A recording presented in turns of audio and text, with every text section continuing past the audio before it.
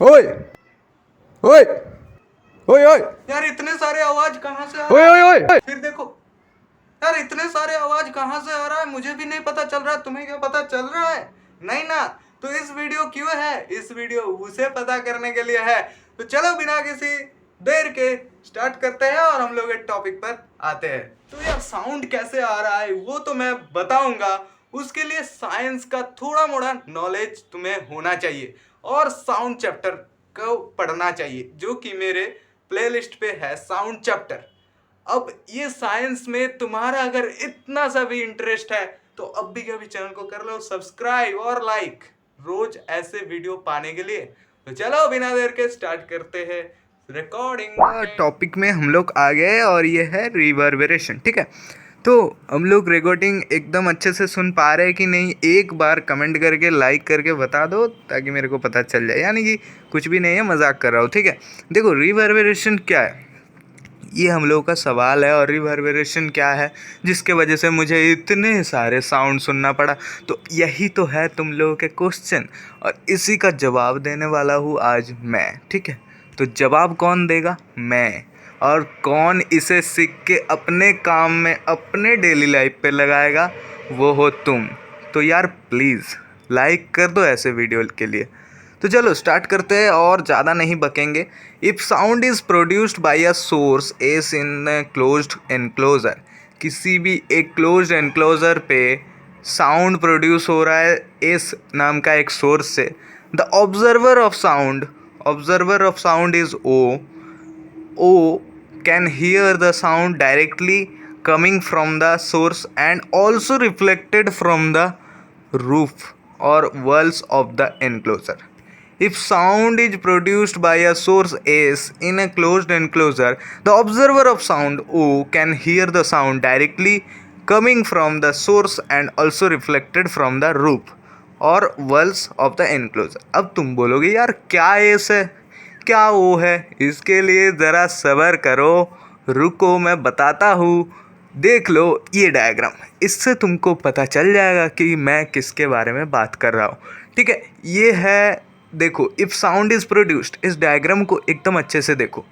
Diagram में दिखाया गया इस पॉइंट को ढूंढो और वहाँ से साउंड प्रोड्यूस हो रहा है और चारों तरफ एक इनक्लोजर में है। साउंड प्रोड्यूस होके ऑब्जर्वर ओ पॉइंट को ढूंढो जो कि एक ऑब्जर्वर है, तो उसके कान में जा रहा है। साथ ही साथ क्या हो रहा है ना, जो इनक्लोजर का रिफ्लेक्टर है चारों तरफ से रिफ्लेक्ट होते होते भी कान में आ रहा है। तो अब समझ रहे हो ना मैं किस डायग्राम की बात कर रहा हूँ? ये डायग्राम देख लो एक बार तो समझ में आ जाएगा। ठीक है, देख लिया। अब देखो if the reflection are multiple, the observer continuous to hear the sound even after the source has stopped producing sound in known as reverberation. देखो तुम लोग ना वो डायग्राम देखा ना, तो देखो अगर कोई बंदा किसी भी साउंड को प्रोड्यूस कर रहा है और एक ऑब्जर्वर है उसके सामने, तो वो साउंड वो सुन रहा है। साथ ही साथ क्या हो रहा है ना, वो साउंड बार बार रिफ्लेक्ट होते होते होते होते भी उसका कान में आ रहा है। अगर ऐसा सिचुएशन हो जाए तो उसको ही हम लोग रिवर्बरेशन कहते हैं। मतलब if the reflection are multiple, जब रिफ्लेक्शन ऑफ साउंड मल्टीपल होगा तो observer continuous to hear the sound, observer तब पर भी सुन पाएगा क्योंकि वो बार बार रिफ्लेक्ट होकर आ रहा है। Even after source has stopped producing, sound produce होना स्टॉप होने के बाद भी वो सुन पाएगा क्योंकि साउंड का रिफ्लेक्शन हो रहा है। बार चारों तरफ इनक्लोजर है, चारों तरफ बंधा हुआ है, तो वहाँ पे रिफ्लेक्शन होगा ना साउंड का। इसीलिए जो ऑब्जर्वर है वो मतलब बार बार सुनेगा। ठीक है, यही बात है, यही मुद्दे के बात है। तो उसी को बोलते हैं रिवर्बरेशन। वो जो बार बार आवाज़ सुन रहा है, मैं भी तो बार बार आवाज़ सुन रहा था, उसी को बोलते हैं reverberation. It is a property of sound, it is nothing but it is a property of sound. It is a very common problem. देखो अब रिवर्बरेशन तुमको अच्छे से पता चल गया क्यों कैसे होता है। कभी भी कोई ऑब्जेक्ट इनक्लोजर से साउंड प्रोड्यूस करे तो उसका जो साउंड है ना, जो ऑब्जर्वर है उसके पास जाएगा सीधा से भी, और साथ ही साथ क्या होगा ना, बहुत सारे रिफ्लेक्टर में रिफ्लेक्ट होते होते भी जाएगा। इसीलिए क्या होता है, साउंड प्रोड्यूस होने के साउंड प्रोड्यूसिंग स्टॉप होने के बाद भी उसको सुनाई देता है। वही होता है reverberation. It is a very common problem in and in auditorium. This is a very common problem in auditorium, that is reverberation, a theater. So some product precautions are taken. कुछ ऐसे प्रिकॉशन होता है जो reverberation के ऊपर मतलब उसको रोकने के लिए किया जाता है. मतलब रिवर्बरेशन एक कॉमन प्रॉब्लम होता है ऑडिटोरियम में, और उसको रोकने के लिए कुछ प्रिकॉशन लिया जाता है. तो देखते हैं कौन सा precaution. The problem and that's are the wall hall should be covered with some absorbing material like wallpaper, और wall should be painted to make it rough.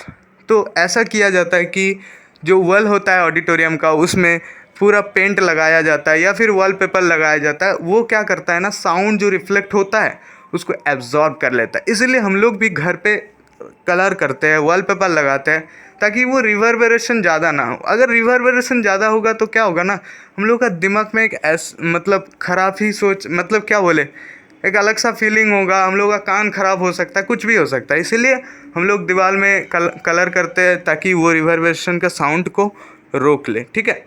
और क्या करते, जो वॉल होता है ना उसमें किसी भी कॉन्केव रिफ्लेक्टर नहीं रखा जाएगा. मान लो कि कॉन्केव रिफ्लेक्टर है तो हम लोग क्या करेंगे ना, कॉन्केव रिफ्लेक्टर, अगर कॉन्केव रिफ्लेक्टर में साउंड गया तो वो क्या होगा ना, इन स्ट्रेट लाइन में रिफ्लेक्ट करेगा, क्योंकि वो कॉन्केव रिफ्लेक्टर है. कॉन्केव रिफ्लेक्टर ऐसा हम लोग पता कर ही सकते हैं. जो रिफ्लेक्शन में हम लोग एक पढ़े थे, वहाँ पे एक एप्लीकेशन था, तुम लोगों को पता है शायद. और जो क्या करना पड़ेगा, the stair seat should be covered with absorbing material. Stair and seat that's are also covered with absorbing material. Reverberation को बंद करने के लिए उनको भी एब्जॉर्बिंग मटेरियल देना पड़ता है. The Windows door should be provided with thick curtains means जो पर्दा होता है, जो दरवाज़ा और जो खिड़की का पर्दा होता है वो भी एकदम मोटा होना चाहिए. और Windows should be provided with double और ट्रिपल डोर्स. ये भी एक बहुत अच्छा पॉइंट है. अगर तुम्हारे घर में दरवाज़ा है, खिड़की है, उसमें पर्दा लगाओ ताकि रिवर्बरेशन को रोक सके. ठीक है. और क्या करना, वॉलपेपर लगाना, पेंट कर देना दीवार को. तो इन सारे चीज़ ना ऑडिटोरियम में, थिएटर में लगाया जाता है रिवर्बरेशन को रोकने के लिए. ठीक है. तो यही होता है.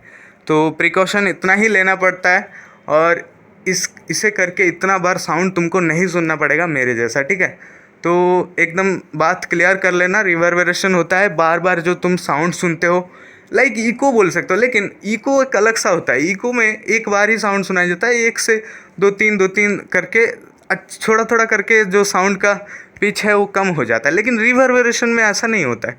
रिवर्बरेशन में एक ही साउंड बार बार सुनाई देता है, तो मन में बार बार बज जाता है, ऐसे लगता है, ऐसे फीलिंग होता है. ठीक है. तो इसी को बोलते हैं रिवर्बरेशन, और इसे रोकने के लिए कर्टन लगाना पड़ेगा, वॉल पेंट करना पड़ेगा, इन सारी चीज़ें करना पड़ेगा, तब जाके रुकेगा. तो ठीक है, अभी वीडियो यहाँ पर ख़त्म करता हूँ. अच्छे से पढ़ो. Thank you.